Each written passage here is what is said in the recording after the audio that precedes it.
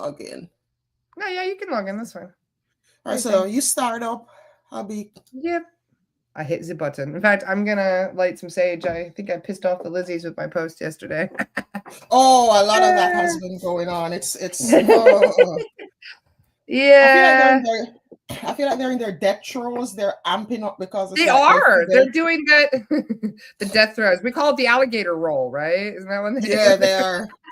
Talking about that, I saw a video yesterday that was like wild. It was in Florida, a massive alligator and a crocodile fighting. And it reminded me of the reptiles. I'm like, man. Yeah. I was like, they're taking each other out now. Yes. That's hilarious. Log in with Google. Let me hurry up. You know what's funny? Yesterday, I was going through. So this was 2 days ago, right? We're checking people, and we found a snake attached to somebody, and I'm like, "Whoa, where'd she go? She hit a button." I scared her off. I said snake, and she disappeared. Oh, I'm back. I said the word snake, and you vanished. Because the thing chose to log me in at that very moment. That's funny. So I asked the guides, I'm like, why is there a snake in there? They're like, I don't know. I was like, okay, whatever. So then yesterday, as I'm checking somebody, I found an alligator. And I'm like, what is going on? Why is there an alligator in somebody's house? Like an astral version. And they're like, Zach was like, I think it's a pet. It's like, are you serious? He's like, yeah, like the snake was yesterday. I think they're bringing their pets into the equation as well. I was like, you're going to be kidding me, right? It's one thing to clear the beasties, but we got beastie pets as well. Never a dull moment. Never a dull moment, I swear. Lighten the stage. Good morning, beautiful people. I was just telling Loy about all the attention I've been bringing lately. Oh, you're always bringing the attention and the heat. Yeah, it keeps things interesting. What can I say? We're cooking with gas now. Hello, everyone. Good morning. Good morning. How is everybody? Or should I say grand rising? Grand rising. Michelle says that I live in Florida and the alligator crocodile fight was news. I was just they're talking about each other, Michelle.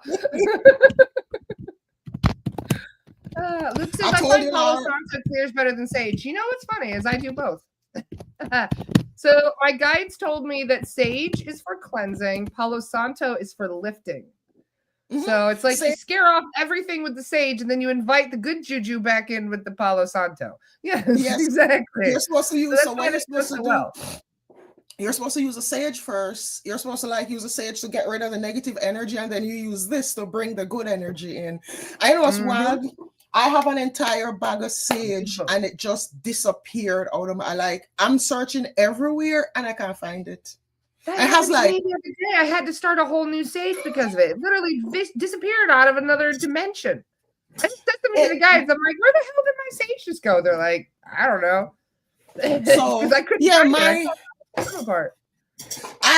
See, it's not only me. I have this bag with probably about 2025, about 2022 or 2023, the start of it. I had this friend who was liquidating her business, and so she said send her $25, and when I sent her the $25, she sent me, I kid you not, a massive Ziploc bag, and I've been using the sages since then. It has blue sage, it has white sage, all kind of sage. I have 5 bundles left in it. I'm looking for it, Laura. Shamanmarket.com. Best place I love to get sage from. You guys want sage? That's where I got my giant doobie sage from, is from Shaman Market. Yes. So the sage ran away. I don't know. It disappeared, and I had to break out my Palo Santo. So that's what I've been Sarah using. said sage is also antibacterial and antimicrobial. Yes, that is why healers have used it for a very long time as well. Not just for chasing away beasties, but for cleansing the space.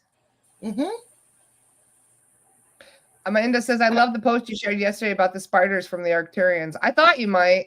I know somebody that got bit by an astral spider not too long ago. Steve Noble. He got bit. He texted us and he's like, there's something going on here. And I'm like, what do you mean? And he sent us a picture and he had a bruise this big on his gut. And I was like, holy shit, Steve, what was it? And then we checked him, and the guide said, oh, that was an astral spider that bit him. I was like, holy shit, he's doing good things in the world. So what are they going to do? They're going to send some little critter to fuck him up. So I know. Not that all the spiders are bad, but I'm just saying that you get the duality aspect, you know? Mm-hmm. Yep. Good morning, lovely people. How are you all doing? It's been a while. I got a doobie sage stick. It's like 10 inches long. Yes. Shaman Market. Don't mess around. I love it. I had a couple of those in my one too. I burnt those first. And I think the last one, my last doobie, I lit it and then I didn't realize that it didn't go out inside. And then I'm in the house and I hear the smoke alarm going off. I don't know. Whatever they were trying to chase out that day. When I went back, it was like this left. Whenever my smoke alarms go off, I start raising my eyebrows now because I've had entities activate my smoke alarms in the middle of the night. No smoke. That's crazy. I know, no smoke. And I've literally had the smoke detector activate in my hand. I ripped it off the wall and it was still beeping in my hand. And I threw that shit in the sink. I was like, no. So now I have a new smoke detector you can take the batteries out of if you get. Oh, those are the ones. In the middle of the night. Those are the ones in the house here. Hi, Chantal. Good morning. Those are the ones. Yeah, the ones where you take the batteries out. So most times I just take the batteries out. Yeah. The other ones were hardwired into the house. I had to rip it out of the wall to get it out. Nah, the ones here, there's no other choice. The ones here, I can't even take them out. Like, other than taking the battery out, like it's secured into like a little socket thing on the roof, so I can just twist it and take the entire thing out. Where's my book? Did I bring it upstairs? There's a whole chapter. Somebody says, what is the spiritual meaning of snakes? Well, for what? Well, the Kundalini is a snake. Snakes are actually very positive celestial beings. The snakes are not negative. If you see a snake in your meditation, that's actually usually pretty positive. I say, and it's trying to tell you. Yeah. And most times snakes, they represent changes, they represent transformation, they represent going from, and if you realize, yes, and if you realize the Kundalini, how the snake really is moving from the lower chakras, ascending up into the higher chakras, because that's why the snake, you see going up. So the snakes are actually good things. It's just religion has branded snakes as bad because, you know what, a lot of these things, they don't want us to know the truth. Well, they called the snakes, pagans were snakes. You know, that's why, you know, St. Patrick chased the snakes out of Ireland. He was talking about us. He's talking about us pagans. People like me and you. People like all of us here. Exactly. But yeah, and if you look at it too, you know, they're very, go ahead. In the Bible, you know what's wild is how these people try to contradict and try to it's crazy if you see through it. So in the Bible, when the children of Israel, so-called, were in the desert with Moses, and when I don't remember what they did and what Moses had to do to cure them, that's where people don't get, that's where the catechos comes from. He had to put a snake on a pole and everybody who looked at the snake on the pole would get cured. So if snakes were bad things, why out of everything would they use a snake and tell the people if they look on the snake on the pole or touch it or whatever, they're going to get cured? And then they went on to say, oh, snakes are bad. So it was good when it was saving people. when they needed it for their own uses, it was good.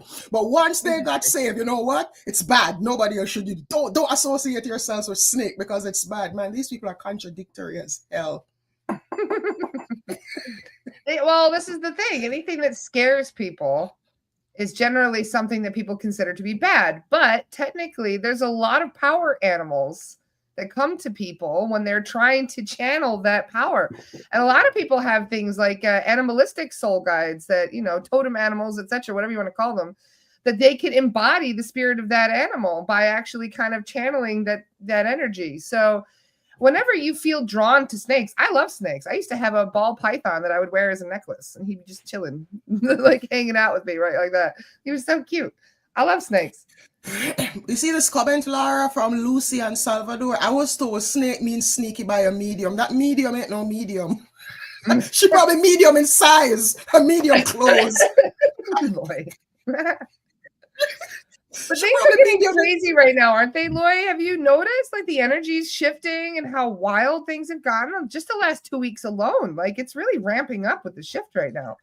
It is because we're getting closer to this is a 9 year, Laura, so it has to happen because this year means nine means ending a cycle. Cycles are closing out. So they know that, and this is not just personal cycles, this is also cosmic and galactic and seasonal, cyclical cycles that are happening. So where we are at the closing out stages of certain cycles. And when cycles are closing out, you know that, as you say, Laura, the alligator roll, they're doing the alligator roll. Yes, yes.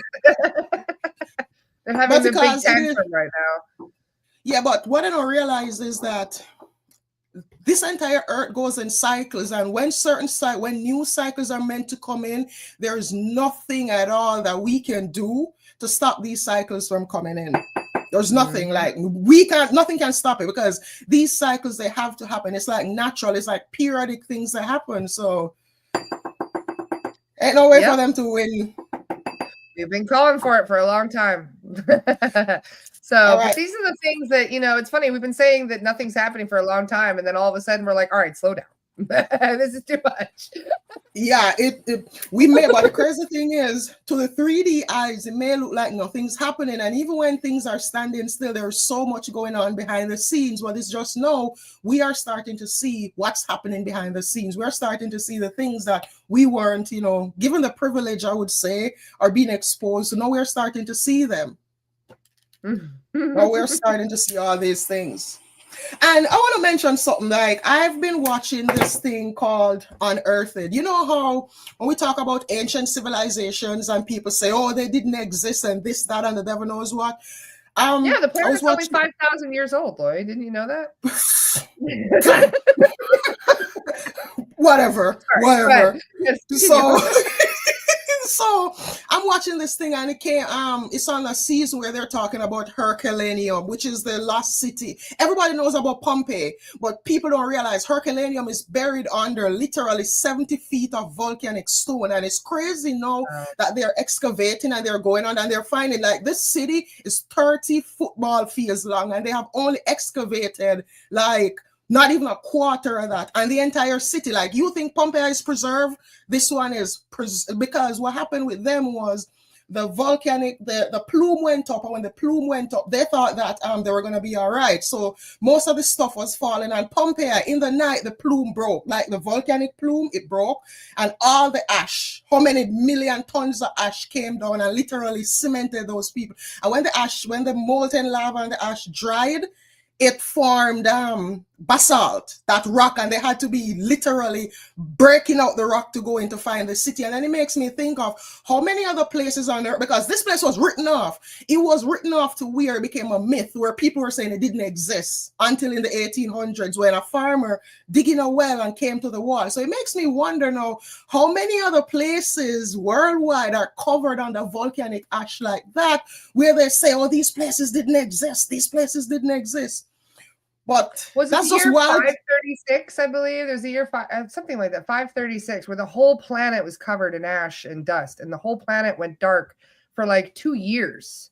And so it actually wiped out most life on Earth. Like, yeah. And this wasn't even that long ago.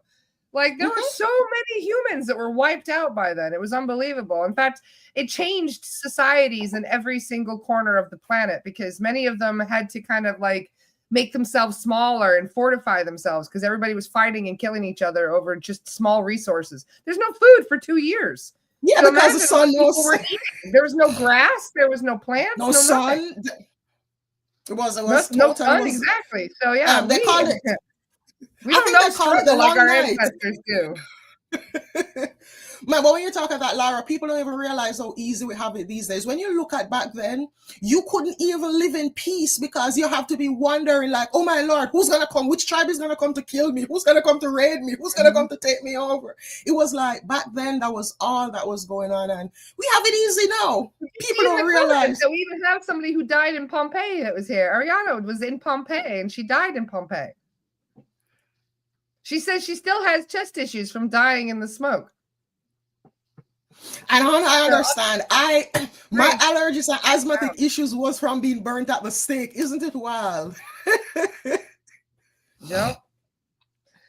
And yeah, the pole is shifting. And guess what? The pole is shifting because we are getting back to true north. A lot of people don't know you have magnetic north and you have true north. So what happened was it was when Tiamat was destroyed and the earth started to tilt out of its axis. That's when we lost true north. But what's happening now, because the cycles are coming back, we are slowly shifting back into where true north is. And I'll tell you, when we get back to where true north is, so many things, it's like there's gonna be literal seasonal changes on the earth because things are gonna get back. Scotland will be tropical, baby. Yeah.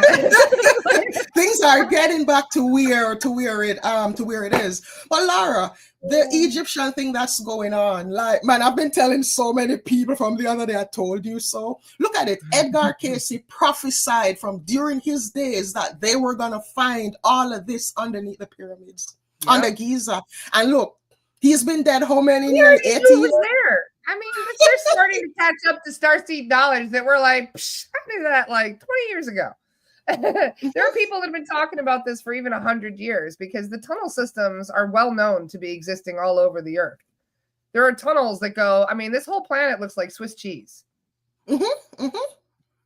It does. But for Under me, it's every just ancient site, including ones that are not even that ancient, like Rosslyn Chapel, I have no doubt that there are tunnel systems under them, which is why they keep rebuilding ancient sites on top of each other. You know, like because they're trying to hide what's underneath all the time. Well, you know what? How long are they? They don't realize that anything that's hidden is going to come to light one way or the other. Like technology, so many things are advancing because you know what? When they were hiding those things in their little human minds, they didn't comprehend that we were going to get technologically advanced and human beings were going to develop methods and means of peering through things, of seeing things and all of that. So, yeah, you know what I want? It's under the Vatican. I want them to go next. As somebody who peaked down there with astral travel, I don't recommend going down there without having a lot of security. There's some dark shit under the Vatican.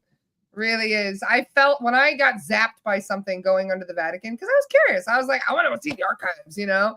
So as I go under there astral projecting, I went through a door, and as soon as I went through the door, I got zapped. Like, that's the only way I can put it. It's like, it felt like every cell in my body got electrocuted all at once.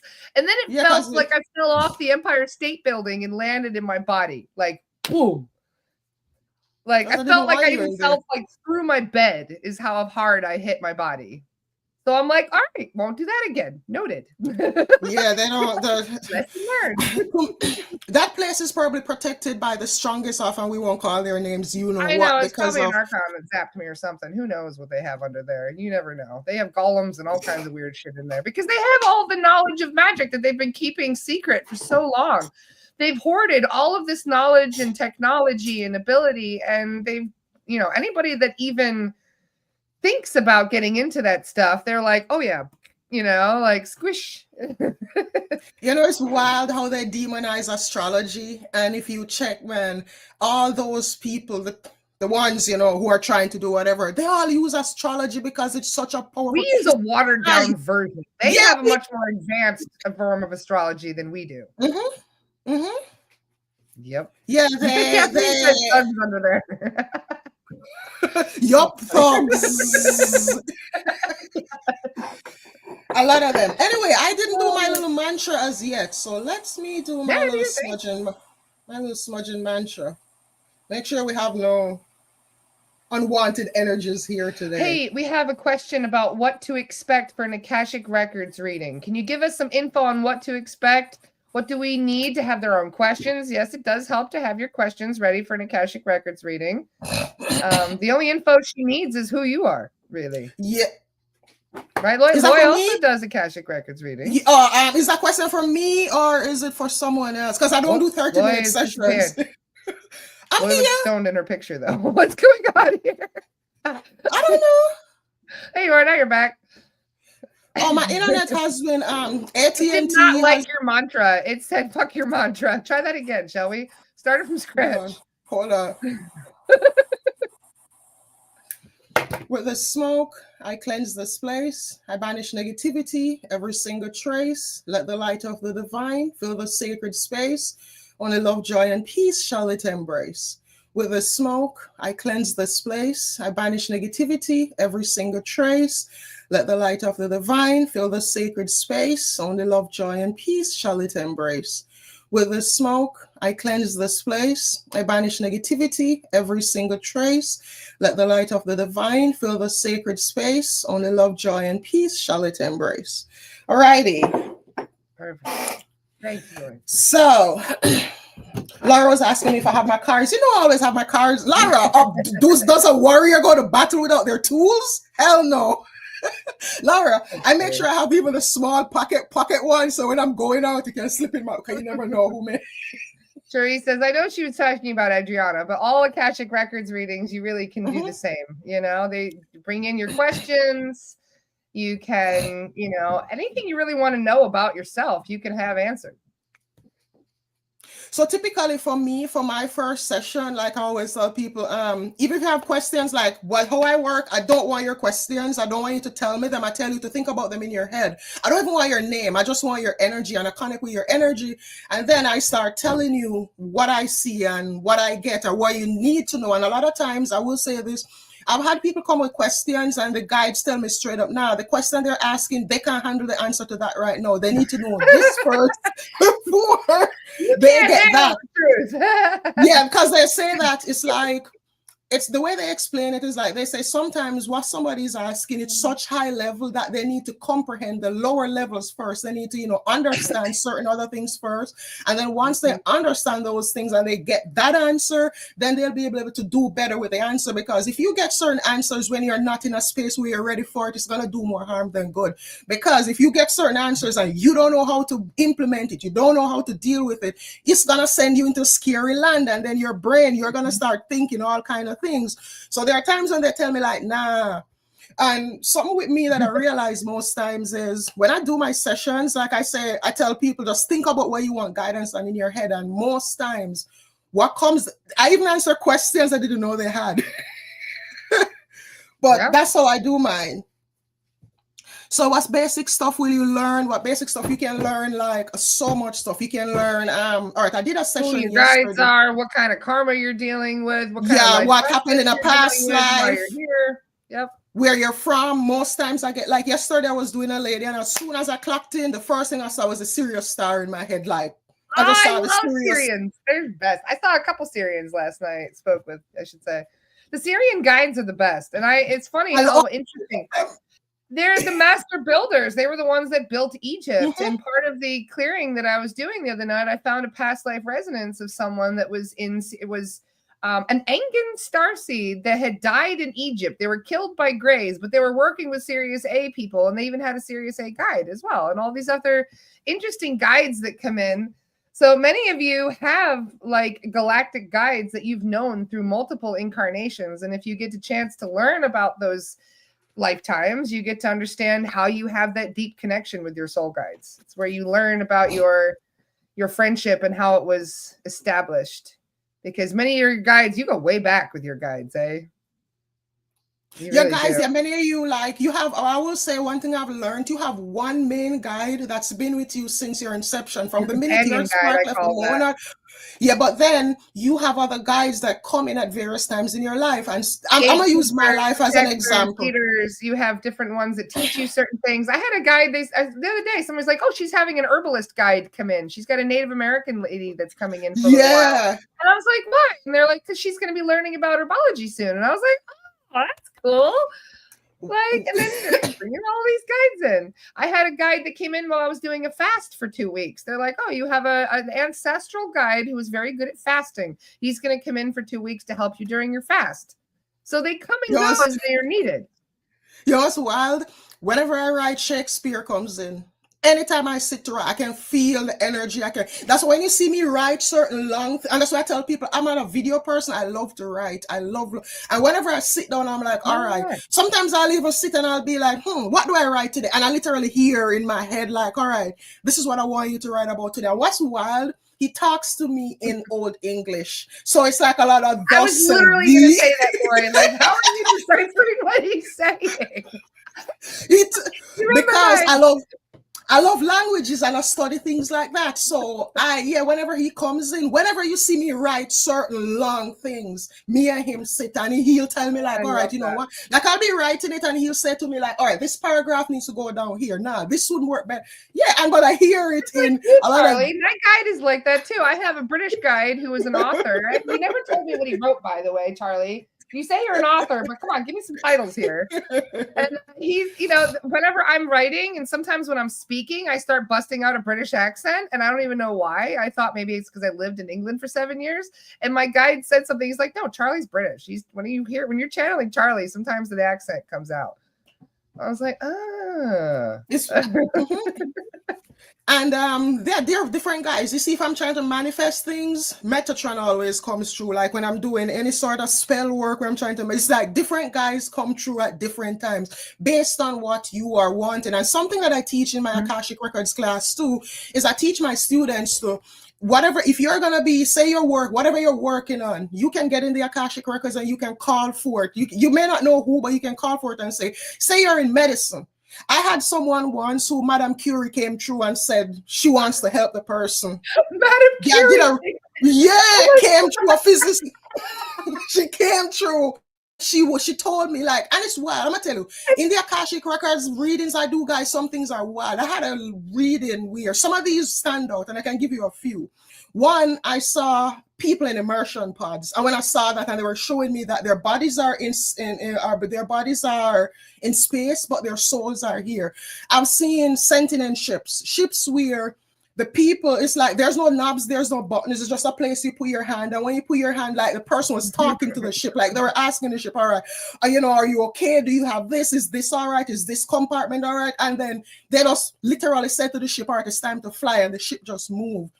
Another one, the lady, I was doing the reading, and near the end of the reading, the person said to me, tell her to go look up Bastet. And she said, don't explain who I am, just tell her to go look up Bastet. You see, about 15 minutes later, after the call, after we ended the session, she messaged me back and she kept showing me, this lady been painting black cats from she was a child and she had no idea what it was. And it was Bastet, and man, she called me back. She sent me so many photos of the black cats, and it was at the end of the session. I just heard in my head, I'm Bastet. Tell her that she knows me. But she says, don't tell her what you see. Don't describe me. Just tell her to go look me up. Wow. And and I get things like that a lot. Like they'll come in and they tell me like, tell them this or tell them that. Gotta love having profound validation, Absolutely. And it's why even yesterday I did the session, and when I did the session yesterday, I said something to the lady, and she went bug-eyed. She was like, I just used those words to somebody. How did you? There's a reason we call her legit Loy. But like I say, when I do my sessions, I tell people one thing with me. I tell people, I don't want no information. Don't come in, I don't want like, unless I'm doing one where I tell you to give me questions or give me stuff like that. I don't want to know nothing about you. I don't want to, don't tell me anything about you. Don't tell me about your circumstance. Don't tell me anything, because it is going to come out when I'm starting to do the session. And yesterday, the lady, like what was wild was I was telling her things, and this is why I love to use multiple decks. I was talking to her about, I was explaining something about Yeshua when he was here. And near the end of the session, I heard in my head, I looked over and they said, pick up that deck. And I picked up the deck, and when I shuffled the deck, guess which card jumped out? Jesus. Jesus and another couple of things we were talking about. So Luke said I want to know more about the angel. Yes, that blasted me with divine light. You can learn about that in the Akashic Records Reading. It was the seraphims. Seraphim are very powerful. Yeah, highest. I just like. I've been wearing a lot of seraphinite recently. This is seraphinite. This is one of those. Isn't that a beautiful stone? This connects you to the seraphim. It's actually really, really powerful stone as well. Seraphinite, if you guys want to. But I mean, phenomenal stone for connecting with the seraphim. So I would get a piece of that, Luke. Luke, clairaudient. Luke, you're clairaudient. You hear things. Luke. But when you hear things, your logical mind is dismissing what you hear. You have a tendency to hear things. And what the seraphims they're trying to do, Luke, also your voice, like your throat chakra needs some strengthening. And so one of the things the seraphims do, they help us to elevate our frequency. They help us with voice activation. And look, damn. Look, I don't know what's going on here. Release. Yeah, look. So they're showing me that your throat chakra needs activation, and they're helping you with your voice. They're also helping you with the clear audience for you to hear. But this is the thing, Luke. You gotta start trusting your intuition. You see, with gifts like these, trusting your intuition is like it's the best thing, because what happened, the intuition is like a muscle. So you see, whenever you may get a little nudge, you may get a little hint, you may think you hear something, don't let your logical brain knock it out and say, oh, this is nonsense. Because see, once you do that, you're training your brain to not believe the spiritual things. I remember our brains, scientifically, it's two sides. You have the left side, which is the logical side, the logical side, and then you have the right side, which is the intuitive side. So the spiritual stuff, it comes in on the creative, the intuitive side. But because of how society has conditioned us for so long to dismiss all these things, to be logical, why do you think they push us to be analytical and logical? Because when you get analytical and logical, you kick out the creative side, you kick out the spiritual side, and now you're just all logic and analytics. This is why when you look at people's chakras, right? If you look at the average people walking around on the street, their three most powerful chakras are their root, their solar, and their sacral. They're living in the physical, right? So everything is grounded in survivalism. And so their root, their sacral, and their solar are usually very bright and very active. But then when you get to the heart, it starts to get dim. When you get to the throat, people don't speak their fucking voice. They need to speak up. So many people bottle shit up. So almost everybody I'm Chinese has a locked throat chakra, because this is one of the reasons why, you guys, I don't care about dropping F-bombs. I don't care about speaking my mind. If you stop yourself from speaking, you're locking it. You're cutting off your authenticity. You're cutting off your authenticity. Let it out. If you don't, all of it. You have to not let it out. Back. Otherwise, you will lock down your throat chakra. Also, third eye as well. If you can also have a lot of people. The first place entities attack is your third eye. And your crown, your third eye, because they know that. Because they know all of that power is coming in through your crown, and then if you dismiss it right here, the third eye.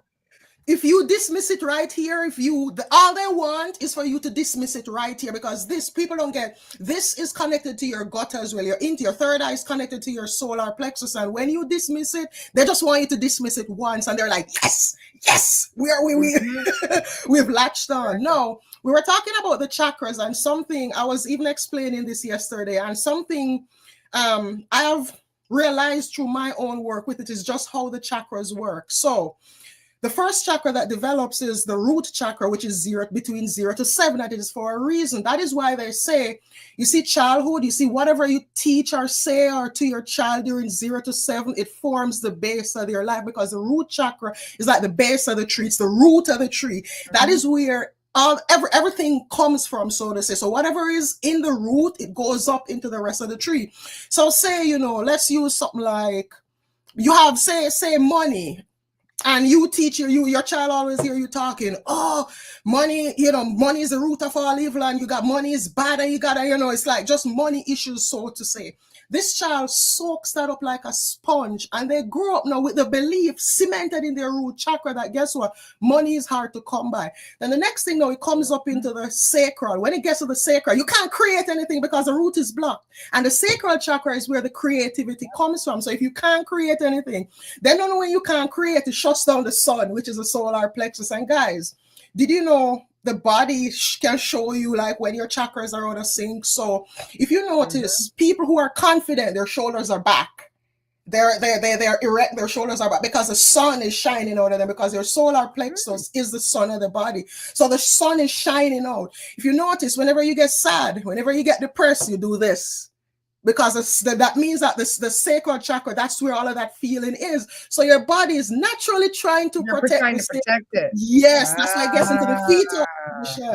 And you can tell, if you're talking to someone, you can tell, look how their body, look at the statue, look how they are. Is their chest out? Is it open? Is it even doing this? Do you know that when you're having a conversation and you're doing this, it is because your sacral chakra feels uncomfortable, it feels anxious. That's why if you notice, you get into arguments with people, or you're having a conversation, you start feeling a certain way, you start crossing your hands, you start doing this.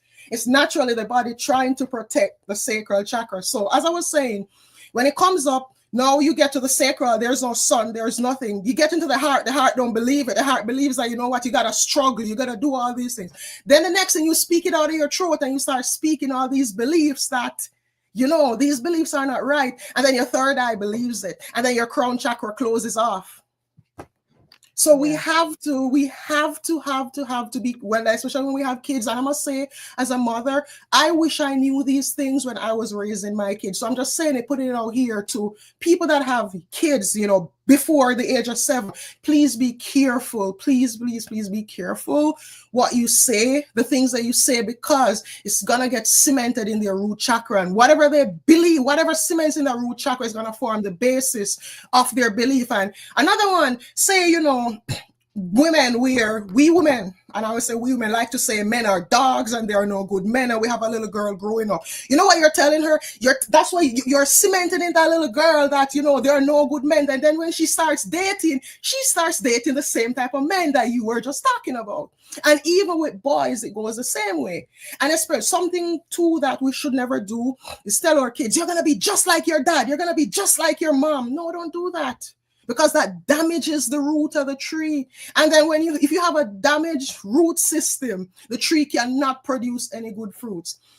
I saw a post literally the other day. There was this older lady who said that in 1955, her mother told her that she looks like a clown when she puts on the rouge, right? So she was only like 12 years old or some point. She's now in her like 90s.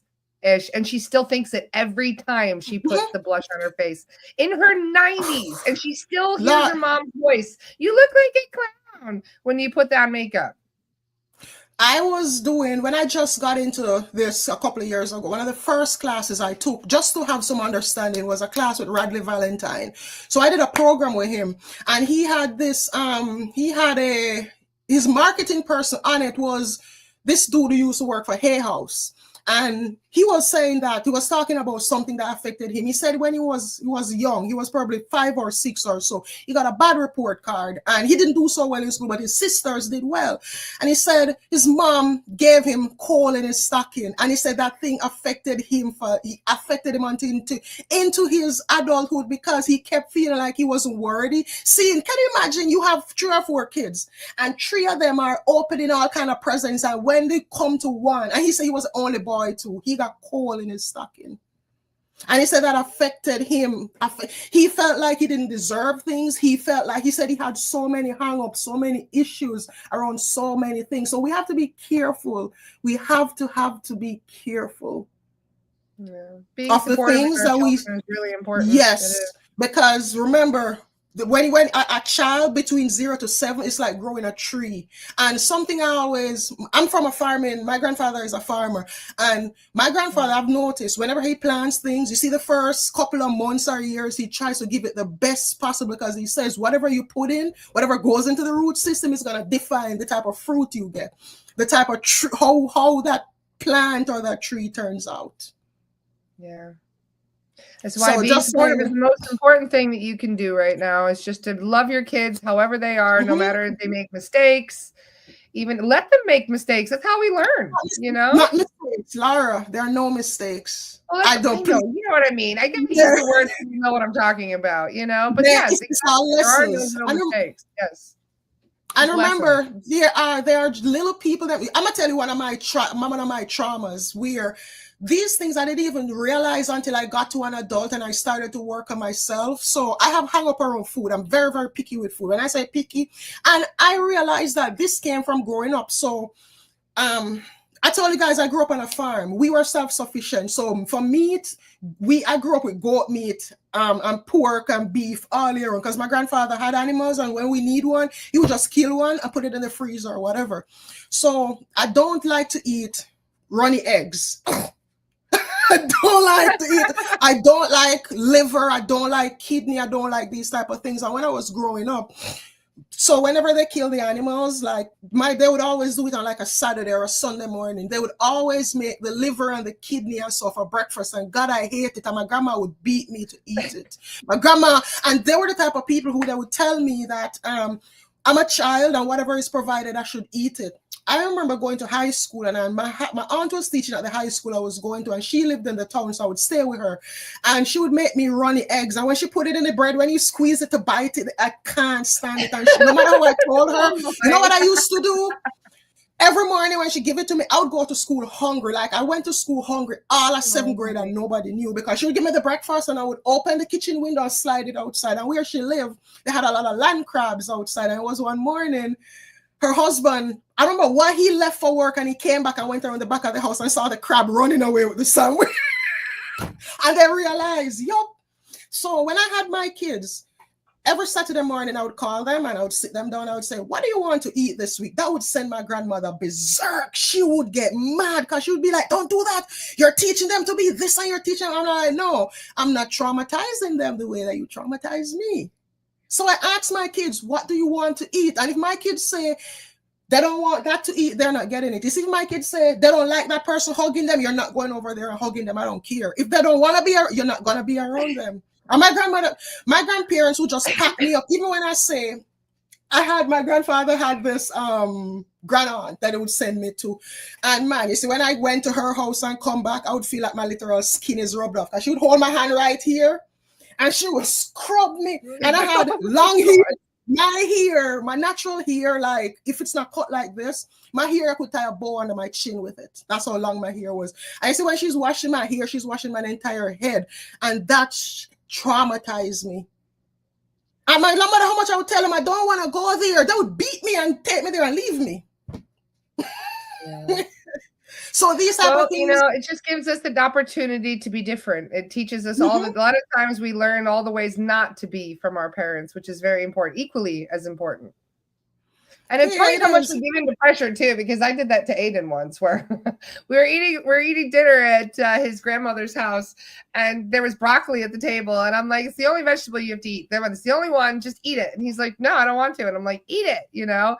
Everybody's looking at me like I'm a terrible mom because he wasn't eating it. So I made him eat it, and then he puked everywhere. He puked the broccoli everywhere. And everybody looked at me like I was a monster for making him eat it.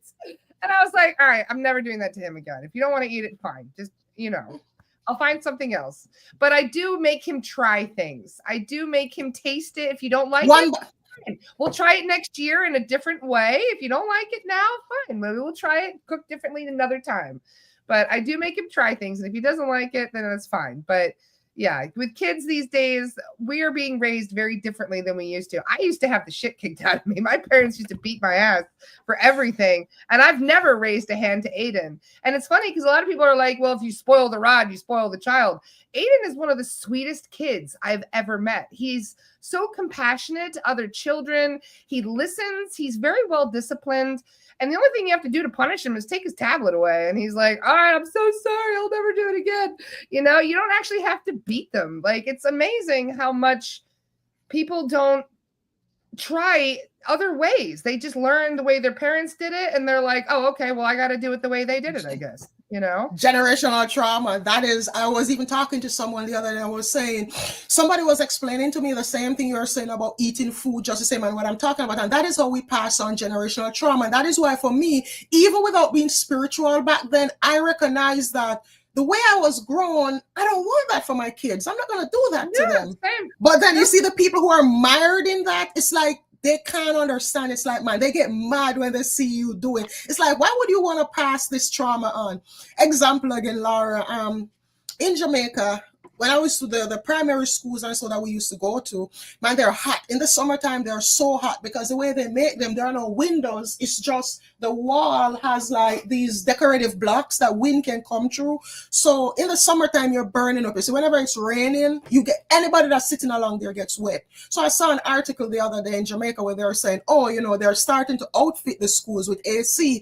And you want to see the people underneath it complaining, oh, when I used to go to school, I never had AC and I turned out right. And I'm like, I shook my head and I'm like, if you went to school and you were facing, so wouldn't you want your When they went grandchild to to school, be they used to have to walk 5 miles through, sleet and rain and hail and all those other things, Maybe some shit like that. Yeah, and I'm like, Whatever. wouldn't you want it easier? Like, man, why wouldn't you I want guess we comfort for shouldn't your have kid? to invent buses then. School buses aren't a thing No, because our grandparents 'cause- walked to school everywhere. and school lunches shouldn't be a thing because they took their lunch in a paper bag to school. So, and I'm like, man, Potato, remember? They carried the hot potato to keep warm on the walk. That was their lunch. My dad told me that story. I'm like, really? and so what? Like, you know, I look at it. Why would you want to perpetuate that? Why would you want your kid to suffer the same way that you suffered? Like, you're here to make life easier for your kid. But I agree. Loy, we did go off on a tangent, though. We were supposed to do sorry. cards. We were supposed to do cards, and we went off. This is inner child healing, for the record. That's what we're doing right now. This is an inner child healing workshop. All right, thank you. Oh, Jess, I love this. Jess said, that generation believed that suffering made you worthy of rewards. Just like my grandfather doesn't believe that I'm working because I'm not out here busting sweat and working hard out there in the sun. It's wild. So, which deck should we use today? Oh, Laura, I have a gift for your people. Oh, nice. Drop it in the private chat and I'll share it.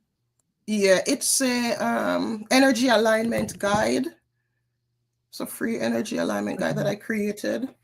Cool. So I dropped it in the private comment for you. Got it. All righty, so readings. Let's do some number readings. We'll just have everybody call between 1 and 10. Considering the fact that it's already 11 o'clock, we've been talking for 45 minutes. Jeez. Cool. Time is irrelevant, you guys. It doesn't exist, if you notice. And by the way, guys, I have Akashic Records readings available. So if anyone is interested in that, let me give you that link, Laura, so you can put it in there too. Dun, dun, dun. I'm going to do one between the number 1 and 10, so that way we can make sure we can get 10 readings in, I think, really quick. We'll see. Okay. So if you have a number popping in your head, that is the reading that is meant for you. However, remember that if it resonates, it's still meant for you anyway. So that's called Cledons. So while I'm shuffling here, I'm going to be doing tarot. I'll pull my tarot card out. If I need anything else, I'll get to it. So Cledons. Cledons is a word from ancient Greece, and it just means innocent oracle. So even if you didn't choose a number, say you chose the number 8, and I'm reading, and and it's the 3 people. And when you're listening to that, you realize that, man, this resonates with me. Take it. It is meant for you. So what number are we choosing, Laura? Let's start with the master number, number 3. All right, so this is for my number 3s. Okay. So number 3s, we have the Hangman and we have Strength. Now, from what I'm seeing here, you have been hanging in place, trying to develop the fortitude, the inner strength to move forward with something. But guess what? No, you have gathered the strength, but you're still procrastinating. You're still hanging on. It's like imposter syndrome keeps coming over and you keep asking yourself, oh my Lord, can I do this? Oh, look at all the people doing this and all of that. You can do it. You can do it. Just the mere fact that this came to you as a thought, it means that you can do it. Now, for some of you, you're hanging here. See how this hangman here, and he's just hanging here. And if you look, there's a tornado, there's a storm coming. So this is telling you that it's time to get moving. The hangman is about observation, but we cannot observe all our life. We cannot just sit and observe. Observation without action is like, what they say, faith without works is dead. You can't have a mountain of faith.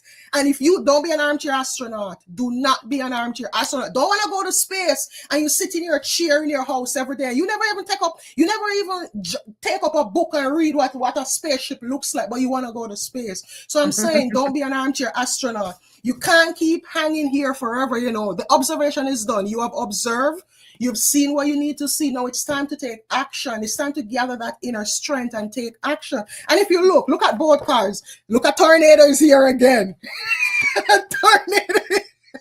So this is telling you the universe is prompting it, saying, hey, You're gonna miss your mark if you don't move, if you don't get going right now. If you don't get going right now, and they say sometimes some opportunities when some things are aligned, if you don't catch that alignment, it's gonna take you a long time for that alignment to come back around for you to catch that alignment. So go and look. There's nothing holding you here. If you look, the key, see this person here, he has a key in his hands. So you have everything that you need. Everything that you want is already within you. You have it. So just gather your strength and go. Remember, you have the strength of a lion. You have the strength of a lion. And if you get determined, nothing can stop you. No tornado can stop you. So get moving, all right? I'm pulling a card really quick, too, just because I'm curious. Okay, yeah, no, I didn't. Phew. I've pulled the Hanged Man 3 times in the last week. That's why I'm kind of laughing that Jess is also taking the same. Because, this is actually my 3rd time I've gotten the Hanged Man, and I was a 3. That's why I said 3 first. So, yeah, thank you, Loy. That resonates. So what's the next number? All right. Well, let's pick number 8 because why not? My life path number. I'm a life path 8. All right, so my 8 people. What messages are here? What do we need to tell our 8 people? Angels, ancestors, and guides. What messages do you need to? Okay. So my 8 people. Oh, and as I did my 8 people, my entire sage thing turned over and everything spilled on my desk. Abundance is flowing already. For my 8 people, now we have 2 cards. We have a 7 of Cups and we have a 6 of Pentacles. So we have emotions and money. Emotions and money. What are your emotions around money?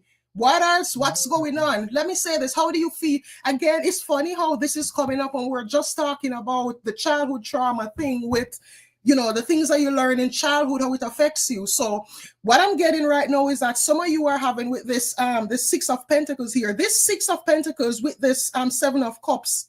It is about, sometimes you may be feeling like you're putting in the work and you're not getting rewarded. You're feeling like that reward that you want. You're doing all the work and you're not getting recognized. You're not getting rewarded. But they're saying to you, you got to shift your mindset. Whatever you believe, your beliefs, they turn into reality. And if you have certain beliefs, if you have these beliefs, it's never going to get better. You got to shift the beliefs. No, the 7 of Cups is about choices. We always have a choice. And they're saying right now, what you are focused on, it's time to shift. It's time to shift to something else. Like, no, it's not the time for that. If you want to get the rewards that you really want, if you want to get the financial rewards, you got to shift your mindset. You can be working 100 hours a week and you're not seeing the money because guess what? Your mindset is not in the right place. So this is just letting you know that it's time to shift those thoughts. It's time to shift from scarcity and lack into abundance. Believe that. Look at the flowers. Look at the flowers. You think the bird outside is worried where he's gonna get? We have some cats outside, and those cats, they never worry where they're gonna get fed. I never see them out there worrying. The birds ain't out there worrying. The flowers ain't out there worrying. They're secure. They believe that, you know what? Abundance will come. I will get fed today. So it's the same thing. You have to have that belief. And guess what? So once you shift your belief, life is going to shift for you. Look at this lady here. Look at that regal green robe. Look at the pentacles around her neck. Look at her belt. She has so much that she's not able to bless. She's not able to give unto others. She's able to bless people from the surplus. But to get to this point, she had to shift her mindset. She couldn't be in a scarcity mindset and be... You can't have success in a scarcity mindset. So this is just saying, shift your mindset. Like shift check how you in the mail. You're just waiting for the check to arrive. It's already on its way. It's already yours. It's already on its way. The abundance that you want, it is already there. The only thing that's standing between you and the abundance is your belief. Transform your... The motto for my business is transform your mind, transform your life. And I'm going to tell you that transform your mind, change your beliefs. And once you change your beliefs, you're going to see all areas of your life change. All right. So choices. Remember, today you have the choice to think something different. Today you have the choice to cement a new belief in. Beautifully Who's said, next? Loy. Oh, thank you. All right. What number's next? Who wants to go next? We've done 3 and 8. Give me another number, guys. My mind is blank. Whoever puts the next number up wins. So I love that, Danielle. I let go of the worry and surrendered, and my job came within 24 hours. I have goosebumps just reading that. That is power. Stand in your power, people. We are all powerful. Remember, we are all multi-dimensional intergalactic beings of light. We are not humans trying to have a spiritual experience. We are spiritual beings who are here to master this human experience. All right? Perfect. Thank you. Someone picked number 9. We are in the 9 All year right. right now, as you were saying, Loy. What's the Yeah. number 9 for us? So, for my number 9s, what messages do we have for number 9s? All right. So, number 9s, you have a Knight of Pentacles and you have a Six of Wands. So, this Knight of Pentacles, when it came out, like it really, I felt this Knight of Pentacles. So, with this Knight of Pentacles, Pentacles represent the earthy things. They represent, sustainability, stability, home, manifestation, and things like that. Now, this Knight, he's the slowest Knight in the deck. So this means that your long-term, this is about long-term goals. So this is saying plan for the future, plan for long-term. Whatever you're working on right now, you're not going to see the rewards of this coming up. Even the Pentacles represents winter time. So whatever you're working on, you're going to start to see the rewards from that coming round about the winter time. But like I said, the Knight is the slowest Knight. He's one of the only Knights who's not rushing off somewhere, because he's like slow and steady wins the race. He gives you the time to check and recheck. He gives you the time to make sure that you have all the tools that you need at your disposal. If you see this Knight here, to me, I'm gonna call him a carpenter. He's like a carpenter, and see, the money is yeah. So he's a carpenter, and he's like going off. I guess he has a job and he gotta go make some furniture or something. But you know what? He has all his tools. I see his chisel, I see his hammer, I see everything that he needs. So the Knight is the one that says to you, listen, check your bag. No warrior goes to battle without a battle plan. So the Knight is telling you that success can be yours. The success that you want, because this represents success as well. This is a success. This is this Six of Wands, and Wands is the fire energy. Wands is like, that creativity, that passion. All of that is coming together with this Knight of Pentacles, but you got to be patient. The Knight of Pentacles is about patience. It is about long term. So it's not instant gratification. I know some of you may want something and you want it. No, remember, it's not the same that you plant a corn. A seed, the kernel, you reap the corn. You gotta wait for the harvest to come. So that's what this is all about. So just be patient. Your dreams are coming through. Just keep doing the work. Keep making sure that, like I say, you're gathering all your tools. This card is like, the warning of this is, don't be the foolish virgins. Don't, the bridegroom, you go into the wedding and you're in such a hurry that you run off and you leave your oil, and then when you get there and you're waiting, when you realize your oil is out, do you think I'm gonna give you my oil? Oh no, I took my time to plan and bring. So now you gotta leave and go look your oil, and when you come back, the door is closed, you can't get in, you miss out. So take the time and plan. Take the time and strategize. Strategy. Map out a long-term strategy. And once you do that, the success that you're wanting with the recognition. You see this red dress, you can see it from afar. You can see it from afar. So take the time. All righty, next. Who's next? And Laura, give me enough time that I can, I love sound healing. Give me enough time so that I can do a little bit of sound healing. You got it. Number 4. Alrighty. Let's do number 4. And guys, I do tarot readings as well. Laura, let me give you that link too. I do tarot readings as well, guys. Let me find your link as well so I can just share your Facebook page for people. So, what's the next number? Number 4. Alrighty. So, my number 4 people. All right. Man, these cards keep coming out in 2. Deuces. Every time I shuffle, the cards come out in 2. So today we have a Queen of Swords. Now, the Queen of Swords is saying, listen, now is the time for you to intellect. Swords represent the intellect, the thought processes, mental faculties. And then you have the world. So you want the world. You got to get serious to get your world. Again, the whole armchair astronaut thing. This Queen of Swords is about, this is about, listen, sometimes you got to bring that sword out Sometimes you have to bring that sword out to cut through the bullshit and to cut through the nonsense. Sometimes you have to stand your ground. You see this queen, she's sitting here. Look at her throne. It's like a stone throne. She's grounded. She ain't letting nothing affect her. Like she knows. I ain't got a ball. She knows. She's like, listen, I'm the queen of my castle, and no BS goes on in my castle, because guess what? I want my world. I am creating the world that I want. I want to have my world. So I'm going to stand on business. I'm going to cut through the BS. I'm going to, I'm grounded. I know who I am. You ain't got to tell me who I am. You think I care who you think I am? Oh, no. So this is what you got to tell yourself. You got to become grounded. You have to become stable. You have to become firm. But also, this queen is planning, because look, you see, she got her scrolls right here. So you can't come mess with her. This queen knows that she want to expand her kingdom. So she's going to expand her kingdom. And guess what? This queen, she ain't gonna marry a peasant either. And I'm not saying that in a bad way. She knows that in order to get where she needs to go, she needs an equal king. She ain't gonna listen. This queen isn't gonna marry a knight. she ain't gonna marry a knight, or she ain't gonna marry a page. She's looking for her equal, because guess what? This is what she wants. She wants to have her world. Now, the world here, this represents, we talk about the ending of cycles. A lot of you are coming to where you have your world. All the work that you've put in, it is going to result in this. So the world represents, it also represents money. So some of you may be getting a little financial, a little money, the universe. This is the goal. This is what you want. If this is what you want, you gotta get on your action plan. You have to start planning. You have to start strategizing in order for you to have this relaxation. Some people want to relax before they do the work. No, you have to do the work and then you get to relax. Because if you don't do the work and you relax, you're gonna relax in poverty. you ain't gonna be broke. Yes. Yeah, you're gonna relax in poverty. And I'm gonna tell you this.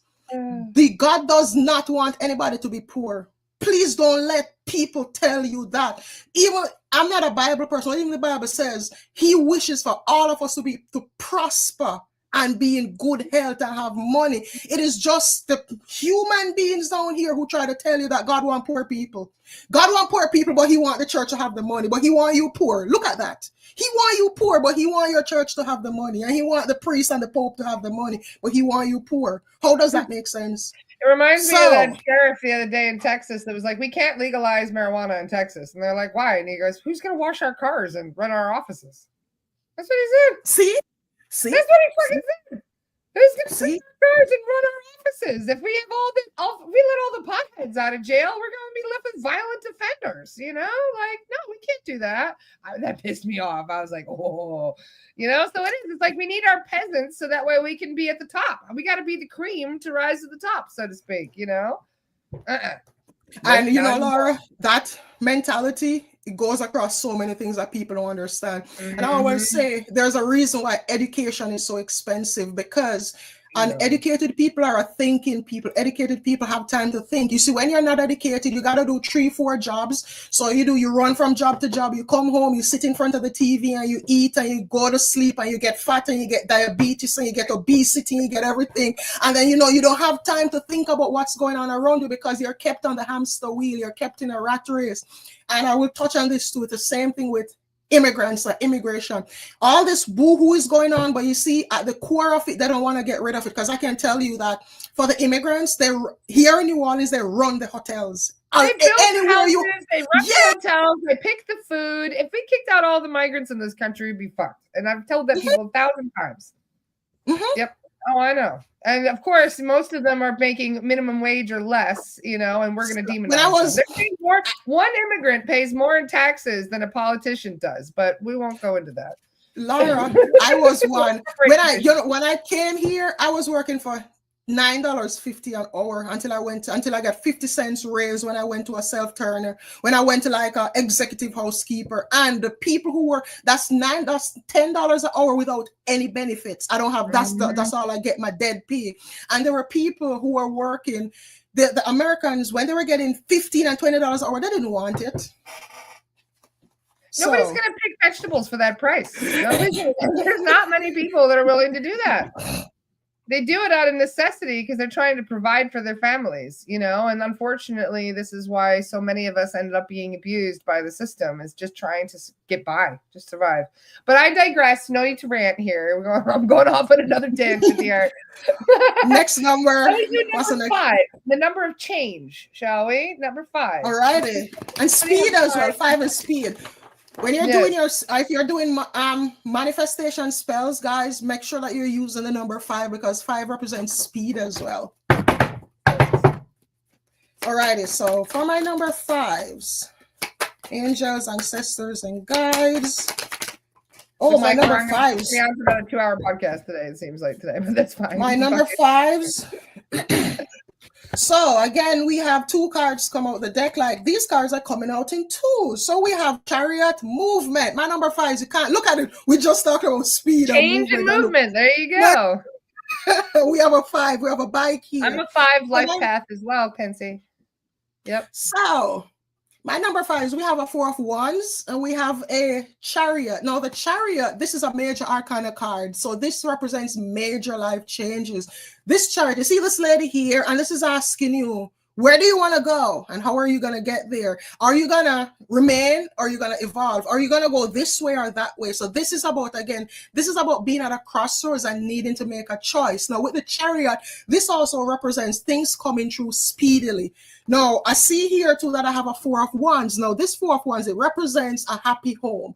Wands, like I'm say, you know, they represent this fire, passion, creativity, some growth and movement, things like that. So this is saying that the happiness that you're wanting, it all depends on what you do right here.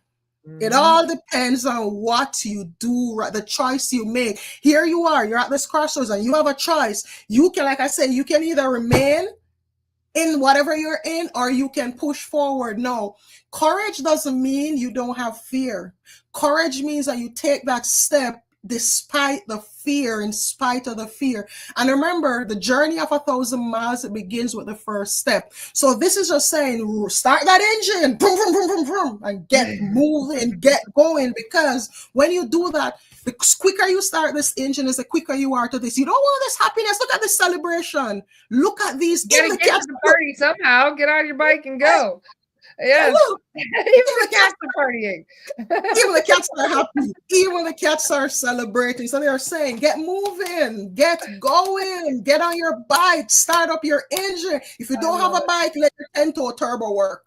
Nike Express. Just get there. I love it. All right, it's the next card. Great reading. Let's do number 6. How much numbers do we have left? We're halfway through, baby girl. We got this. We're going full steam ahead. We got plenty of time. All right, angels, ancestors, and guides. Ooh, the first. All righty, so the devil is coming back in somebody's life here. And so when the devil come back, please close the door. It's Mercury retrograde season. It's the time. So we have the devil and we have a 6 of cups. And the 6 of cups represents nostalgia, represents even, you know, in terms when Mercury retrograde is going on, it represents the devil coming back and popping up like, hey, I still love you. You remember me? I miss you. I've been thinking of you. So I dodged 2 of those calls last week, thank God. Yeah. So this here now, this is the devil, and if you see, he's gonna come back with the sweet talk, and he's gonna come back and he's gonna whisper in your ear, and he's gonna try to tell you things weren't as bad as it was. I've changed. I'm a new person, and you know, I'm no longer the devil. Look what he's doing. See how he's hiding his tail behind these people. So he has these 2 little kids here, and he's trying to bribe them. He's trying to like give this one ice cream, and she's like, oh, should I do it? And then he's like, dude, yeah. So it's like, you know, he's trying to bribe both of them. But if you look in the background, you see what's going on? A volcano. I know we were talking about. Vesuvius is about to erupt, and you're about to be Herculaneum. This is worse than, but this is Herculaneum, and you're about to be buried under 70 feet of volcanic ash. That you will. Town. Yeah, that you will not. You won't be found until 2,000 years later, all burnt up under the volcanic ash. So No. don't. And look, if you look here, you see how he's gonna be coming in. He's red roses. Oh my lord! Out of every rose, look, you have yellow rose, pink rose, but he's coming with red roses. I just want to be your friend. We're just friends, right? Yeah, like look, we're just friends, right? coming in all innocent, like I have a garden now. You know what? He's not showing you the thorns on the roses. I'm gonna prick you in your. Oh, that's funny. I can't believe there's a volcano in the background after what we were just talking about. That's hilarious. So this Legit is saying, Loy is on it today. and also for some of you, this devil card also represents being chained to your lower to the lower baser parts of us, being chained to, you know, when your chakras are out of sync. So basically, this represents in some ways your lower chakras being they need to be balanced, because what happens with the devil is when we get chained to things like our desires, and you know, some of us, we don't have some good desires. We have some desires that we can't even talk it out. If we talk it out, everyone would run from us, but it's right here. We got to be careful of being chained to, you know, nothing is wrong with money, but it's not the wherewithal. Nothing is wrong with intimacy, but it's not the where. Just be careful of whatever you're chaining yourself to. Make sure that it's not something that's shackling you, that you try to move on your feet. It's like quicksand. It's like you can't move because these things are keeping you stuck. So just, if some of you may need to do some chakra work, do that work. But also, if anybody comes creeping back and trying to give you money and ice cream, look for the volcano. Look, you see, look, he shaved off his horns. He took off his horns. Look for the tail and the horns. Yeah, but you see, he's hiding the horns, and he has a tail behind him. And look how he's smiling. Look at the smile, like. Oh, I never laughed this hard except when Loy is on. You are so hilarious. I love you. I love Luke you wants too. number 10. We haven't done 10 yet. Okay, Luke. So 10. Daniel says, oh my God, I love you all. The world can't contain this much love and fun. I like to make spirituality fun. I'll tell you something, I'm not the doom and gloom reader. If you're looking for someone that's doom and gloom spiritually, that's not me. Yes, I like what Catherine just said. Catherine said, call back your power and cut those cords. Amen to that. Get your selenite machete out and just cut that shit. Lara, look at the number of the card. It's 10 and it's 10. Holy shit. For number 10, you pulled 10. And look at it. 5, half a 10. All righty. So, number 10, it's time to move on. You can't stop crying over spilt milk. In Jamaica, we say we know we are spawn up on blackboard, meaning that if a crow, we ain't gonna go out there and sprinkle powder on the crow and then hoping to see a white bird, because as soon as it does this, it's black again. So you have the Wheel of Fortune, which represents cycles and changes, and you also have the 5 of Cups. Now, the 5 of Cups represent pining over the past. It represents crying over that which is lost. You see this lady here, and look at her. Oh my God! Look at these 3 cups. My cups are spilled, and she don't realize. Look behind her, a full bottle of wine too. She has so much food on the table that food is under the table. Now, what this is saying, what is coming is better than what's gone. Take the lessons, but leave the pain. Please stop wasting your tears on things that don't deserve it. Like, drought is coming. Save your tears. You don't want water? You don't want to have water when the drought is here? No, save your tears. Save your tears. Pick your head up. Anything that leaves your life, it means that it was not supposed to be in it. Changes don't happen unless it's needed. So this is a needed change. But what's going on is life is trying to take you out of the cycle and you're keeping yourself stuck. And life is trying to poke you and prod you. Guess what? A Thor moment is coming next. You see, in life, when life tries to show you the subtle signs, when life comes and say, hey, at first, life isn't screaming. It's like, hey, it's tickling you. Hey, pay attention. Hey. And you see, when you're not paying attention, life starts doing this. And then you're like, oh, why am I going through this? Because you weren't paying attention before. Life was trying to tell you. So this now is like saying, listen, it's okay. It is okay to think of the past. And I understand that you're mourning the loss of the potential. You're mourning the loss of what could have been. But what about what can be? That was the most expensive bottle on the table, she thought. But there's another bottle under the table that's even more. And they're telling you that this is gone in such a way there is no recovering this. Because if you look here, the cups are spilled into the sand. Wait, how you gonna recover water out of sand? What are you gonna do? How are you gonna recover water out of sand? What can you do? You can't do that. So this is just telling you this. This is letting you know that pick your head up. Think about the future. You know, sometimes you're gonna miss, if you have your head down constantly pining about the past, you're gonna miss the opportunities that come your way. Right now, if a gold train was passing behind this lady with Prince Charming on it, she couldn't see him because her head is down like this. She keeps looking at what she lost, and she's not realizing that what's to come. Sometimes we lose things, guys, and we get so down and depressed that we even block our opportunities for future growth. And the growth wants to happen. Here's this wheel of fortune. Here's this change. Life is cyclical. Life changes. And it is now saying it's time to shift your focus. Something new is coming in. So guys, whoever is here that's pining about the past, it's all right. It is all right. Let them go. Let it go. Because it's like, I like to use analogies, you know. So I'm gonna use one. It's like you have this little piece of crystal, and you're like, oh my Lord, you know, I don't want to let it go. When if you let it go, look what the universe would bring you. Peridot. This is just quartz, and you would be getting peridot. Look at the size of it. You gotta let this go first. You can't hold opportunities if you're hanging on to obstacles. Beautifully said, Loy. Thank you very much. That was a good one. I hope that resonates, Luke. All right, and we have 1, 2, and 7 left. Anybody who's feeling the 1s and the 2s and the 7s? Those are the only ones we have left to hit. A watch clock never moves. Let's do lucky number 7. So let's do the spiritual number.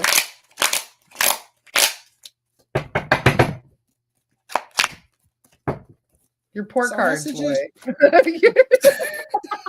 No, because guess what? So what's happened, Laura? They tend to bend like this. So when I do this, I straighten them.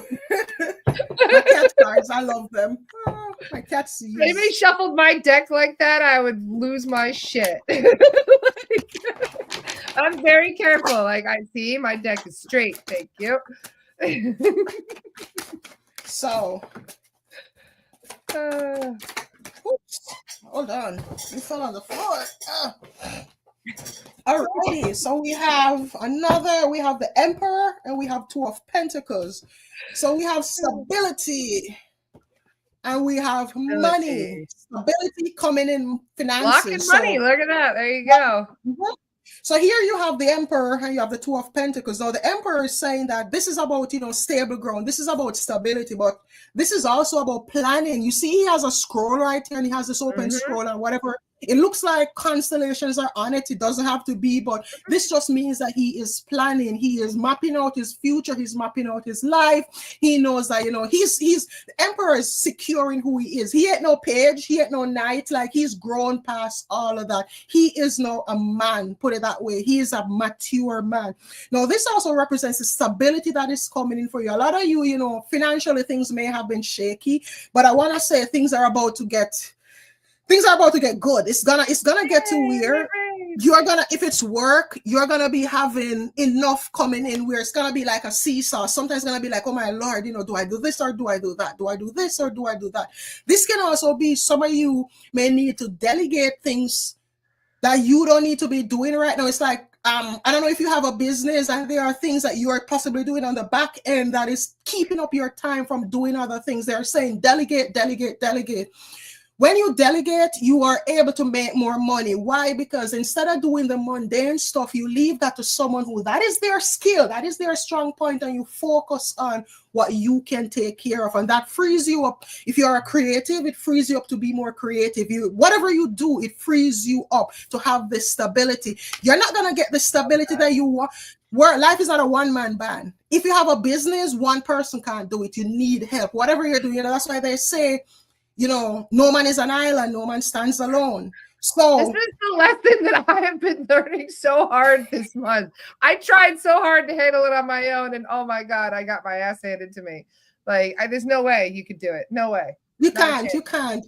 So they're saying delegate. They're saying, like, you know, the money is there, and if you look, it's an infinite flow of money. And this is telling you that, listen, abundance.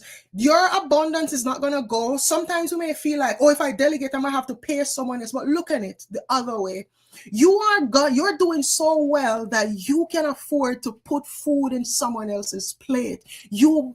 Because of you, someone can go to the ATM and put their card in, and someone can possibly help to take care of their family. So they're saying it's like when you delegate, when you do that, when you put that energy out there, you're also helping others, and it's a stream. Look, it flows, it's continuously flowing, and then you're gonna have the stability. You're gonna have the stability that you need. All right, guys. So if some of you need to do a little bit of delegation, do it.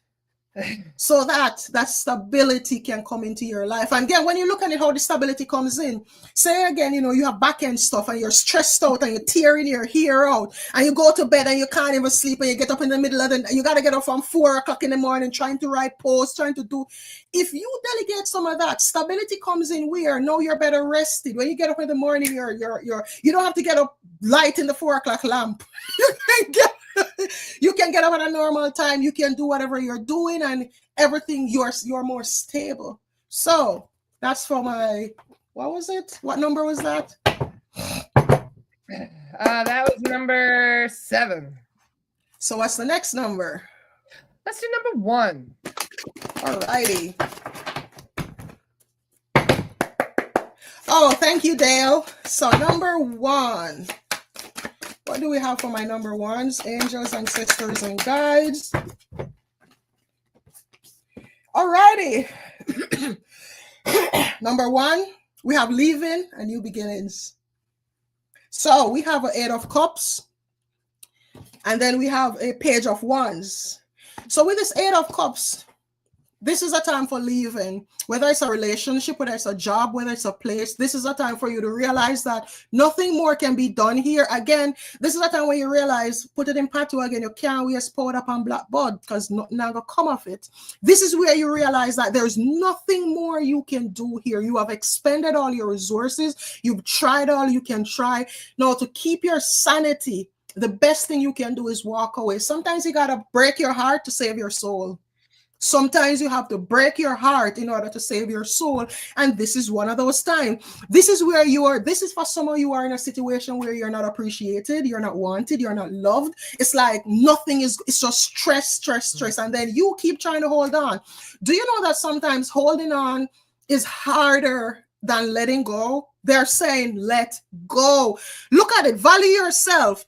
This looks mismatched. I don't want 8 cups. I deserve 9 gold cups. I do not want 8 cups on my table. I want putting a pot on me want 9 cup, 9 full cup. Me no want 8 cup. So look at this and realize that no, look, you can clearly see something is missing. So you know what you gotta do? Chuk, and go find the missing cup. The missing cup ain't gonna come look for you. Know this. The missing cup is not gonna come looking for you. The missing cup, it's where you ever see treasure go look for the treasure hunter, or the treasure hunter go look for the treasure. I have never seen diamond jump out of a mine and say, hey, here I am, this is me.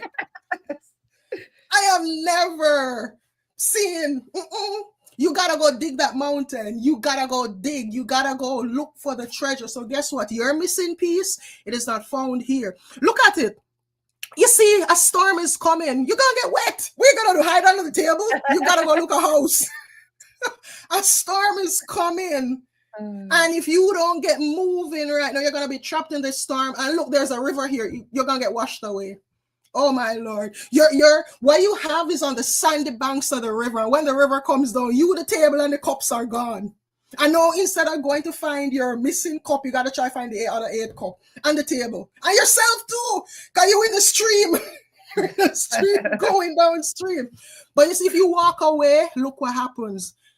This is a wands card. This is page of wands. Page represents that youthful exuberance, that happiness, that fire, that creativity, that drive, all these things. If you walk away, this is what you're going to walk into. So it's not walking away and you're walking away into the vast unknown like you're just out here. Oh my God, where am I? No, you're walking into your springtime. You're walking into your new beginnings. You see this man? Look, you see he's starting. He left everything right there. And all he has is he's like the fool right now. He is like the fool right now, where he's like, you know what? I don't know what's out there, Going but on an adventure. Yes, we're going on an adventure. And you can even see in the cars, if you look at this car the way it is, when do you see orange leaves on trees? In autumn. You know what autumn represents? Letting go. Give you a little bit of science right now. Do you know scientifically there's a reason why the trees shed their leaves? So when it comes seasonally, when it comes to autumn, getting into winter, the trees starts to pull their water back into the trunk of the tree because it knows that during this season, I'm not going to be getting enough rain. I'm not going to be getting enough water to keep me going. So in order for the tree to still be there when springtime comes, it needs to conserve. So what it does, the capillaries start closing and it pulls all the water back into the main big branches on the trunk of the tree, and then the leaves, because there is no water sustaining them, they have to fall off. But even when they fall off, they're part of the ecosystem. These leaves, they rot, they go back into the soil, and they help to create the new leaves. So they're just saying that walk away. Look at the difference between the orange leaves. Look at this here, springtime. Look. So they're saying walk away from what doesn't serve you.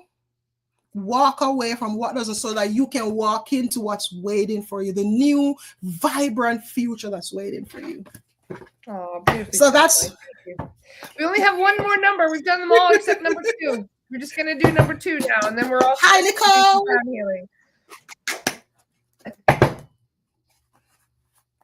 All right, so angels, ancestors, and guides, what messages do we have? Somebody here is anxious because my deck just started going crazy. Angels, ancestors. And look, you see the cards are coming out in bunches now. All righty, so lessons. We are going to be closing off with lessons. Now we have a 7 of Pentacles and we have the Hierophant. So I'm going to start with the Hierophant.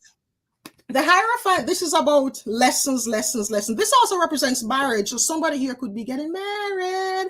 Somebody could be walking down the aisles.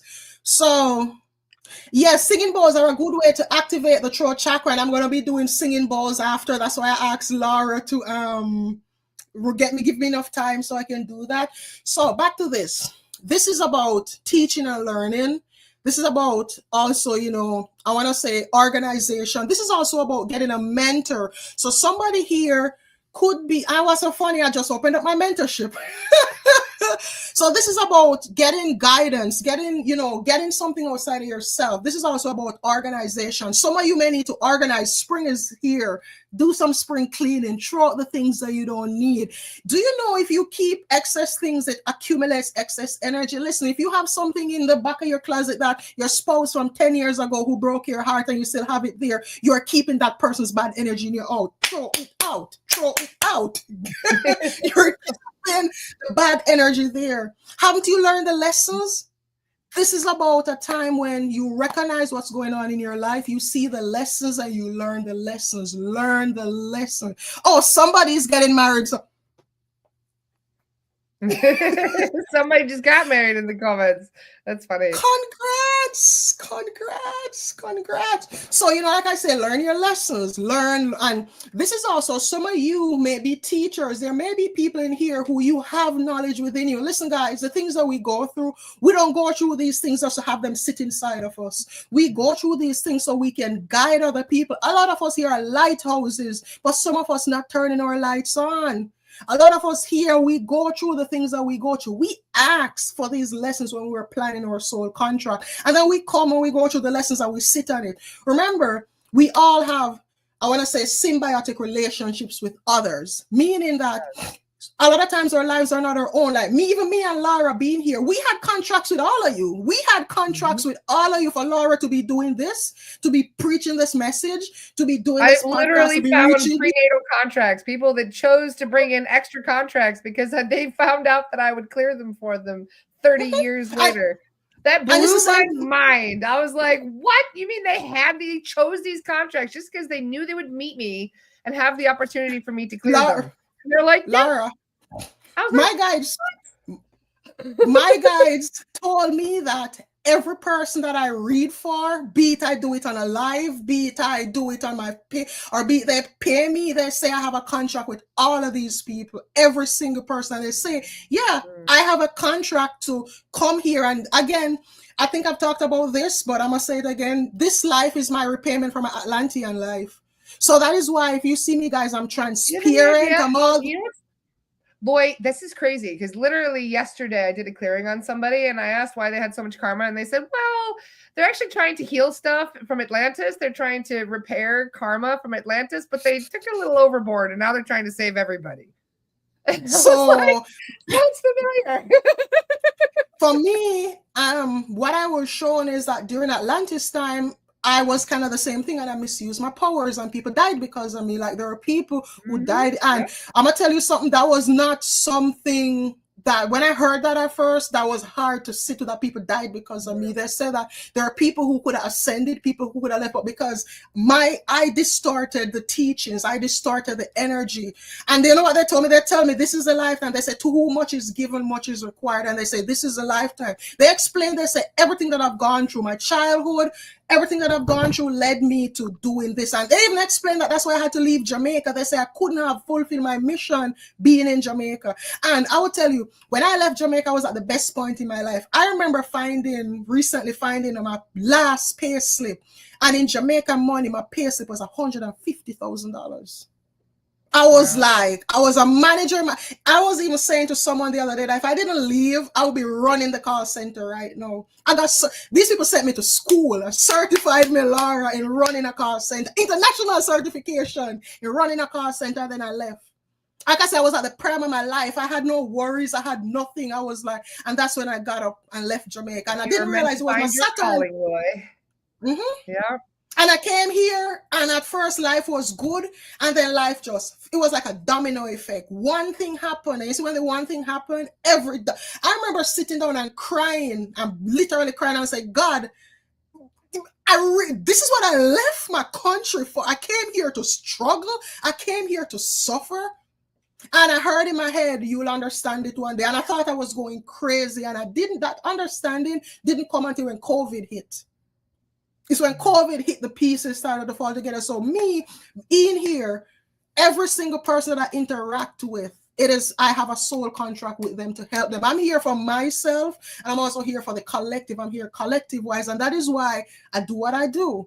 So I must say, back to this, a lot of you here are lighthouses. Please turn your light. You think I don't have imposter syndrome? I'm gonna give you guys an example. Imposter syndrome. That's part of society, you know. Society wants you to think you can't. When I just started COVID, this is like May, June 2020. I remember I joined a group, and when I joined the group, the part of the requirements was I had to do 1 live a week. And so when I found out that, I started to panic. And one morning I'm in the bathroom on my iPhone. I had an iPhone 8 Plus at the time, and my iPhone fell. And when my iPhone fell, the front and the back camera broke. And man, I was the quickest. I got up off the toilet and I messaged the lady and I said, oh, I can't do the lives anymore. And because guess what? I feared. I've never been a public speaker. I'm the type of person, I'm a business analyst. I stay in the back and I do data.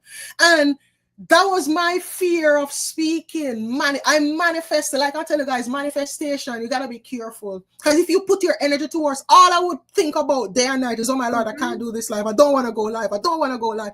And like trying to manifest with a broken wand. You remember in Harry Potter when was it Weasley? I forget who it was, broke his wand, and then everything he tried to manifest would come out all fucked up.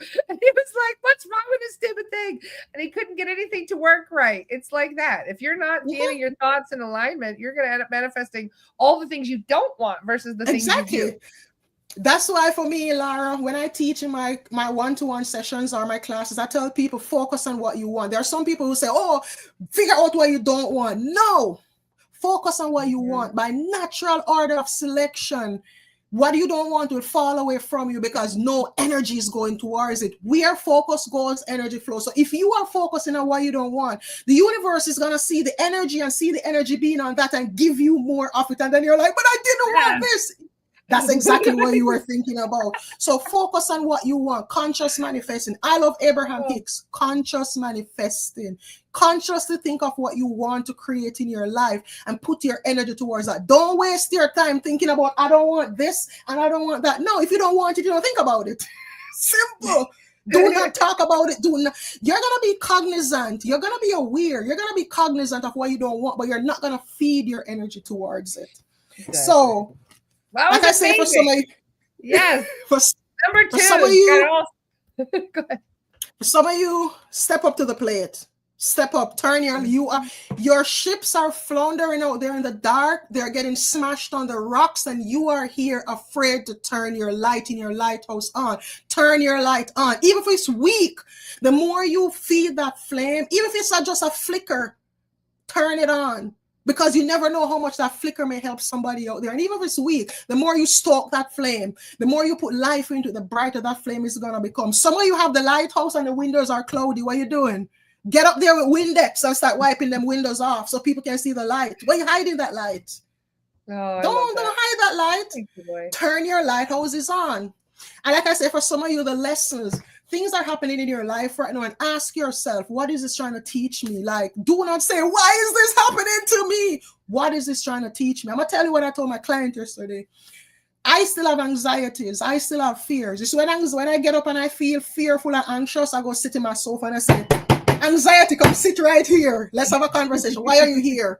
Why are you trying to teach? Why are you here right now? Why did you come knocking on my door this morning? You know, like, sit, you're honored guest. Sit right here and talk to me. Talk to me. Tell me why you showed up. What am I meant to learn? Why are you making me feel this pain? Why are you giving me pains this morning? Talk to me so I can do that. I guarantee you, whenever you feel any of these emotions, sit with it. But a lot of times we run from it. We feel anxious and we push our head in the sun like, oh, let me run away. It's going to keep running after you. It's not going to go anywhere. It's not going to go anywhere. And then, you know, it's going to run after and get crowed. It's going to go call fear and worry and all the rest of them. And the next thing you know, this is you. I love your analogies, Loy. You give the best analogies. I'm literally tearing up. I'm laughing so hard, I think. You're hilarious. This is you said I at the first. And one anxiety was there. You sat and had a no, it's a medley. No, it's a relay. They're passing the baton behind you, like yes. So you can't keep running from it, and you can't heal when you don't feel. Everybody wants to heal, but we do not want to feel. How are you gonna heal if you don't feel? So feel so you can heal. All right, Mic drop, boy. Mic drop. All right, we've got 10 minutes. I've got beasties to chase in 15 minutes. So you've got 10 of them to make some cool sounds. Yeah. Also today, at 12:15 today on Astara, there's the free drop-in with Kim Beekman. Thank you so much, Cherise, for reminding me about that. Kim Beekman will be on at 12:15 today on Astara to do the free drop-in, and it's a wonderful, wonderful event. She does soul retrieval. She does childhood trauma education. She does all kinds of stuff. So make sure if you guys are on Astara, go and join Kim at 12:15 today. Ooh, nice. You got your drum. I haven't played my drum in forever because I need to buy a beater, but I've been trying to source a beater and I cannot find one that is rawhide because I'm gonna go get mine. I just got a brand new drum, so you're giving me an opportunity to show it off. So just give me 1 second. Let me go grab. So this, guys, this is Veg Visir, and this is a Viking sigil basically, and this is something that says, you know, you'll never get lost. You'll always find your way home. So back then, when the Vikings, and it's literally a Viking, when they were going a Viking, oh my Lord. So you have the other piece though, because this is Veg Visir, and that's Celtic. That's the. I know. That's awesome. My sounds are. Yeah, because I'm using my hand. So when I use, it's because of my hand. The beater gives a different sound. So that's why I don't normally I'll let you do your drum. I just wanted to show mine off. Isn't that pretty? I love it. Made out of deer skin. This is made out of real rawhide. Yeah, so is mine. I love that.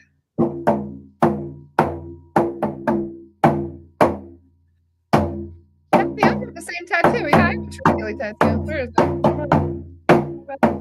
This is gonna be my tattoo, and it's the same place I want to put it. Oh my lord! Yeah, I love mine. I use mine for Oh, protection. My guide told me it's protection. I'm like, all right, this done. is my protection symbol.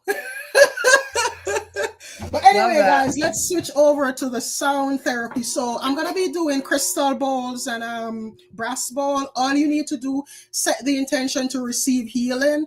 And what I do is and I'll show you, I have water in my bowl. So when I play, I pass your energy through the water so that I don't pick it up. And then I ask your guides to amplify it and apply it to wherever you need in your physical body. You don't have to say, I need it here, there, or wherever. Just set the intention to receive, because a lot of times there are holes in our aura that we can't see that they repair. Yes, that's what sound healing does. My guide said that. Yep.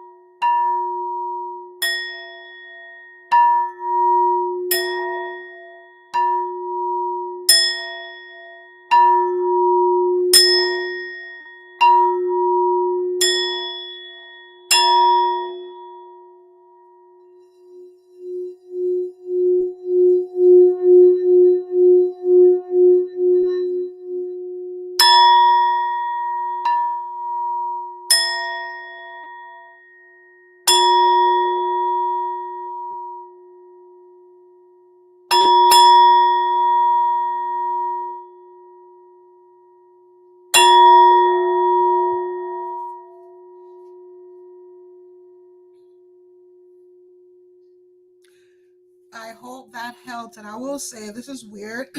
I'm playing and I'm looking in the bowl of the water, and I can see black flecks just appearing. Like there's so many pieces of, like tiny pieces of like black dust just in the water. So I know that some of you, this transmuted a lot of stuff for some of you. I'm so happy with that. Thank you, Loy. I feel amazing. What a great little reset you just did for us today. Thank you. I love doing that. I love being here with you. Like I told you, I didn't even always remember. Bring you back at least once a month. It's so nice. You raise the vibe of our space. We're spending the whole time laughing. We learn stuff. It's such a great, wonderful time to hang out with you, Loy. We got to manifest a retreat so we can hang out in person. Hey.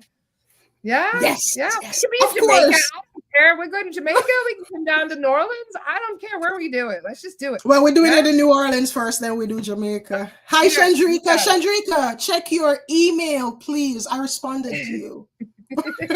See you pop up here. So thank you all for being here. And remember, guys, if you want Akashic Records or tarot readings, if you want a personal of what just happened, it's on my website. You can just hit me up and I'll send you the link. So thank you, Laura. I love you. More time. There it is. Thank you so much, everybody, for joining us today. Great pleasure having you. Remember, Kim Beekman is live on Astara in 15 minutes doing soul retrieval and other things. So make sure that you Daniel says, Nola, yes. Yes. All righty, guys. So love you all. Have a magical day, and I will see you guys tomorrow. Have a great time. Bye, guys.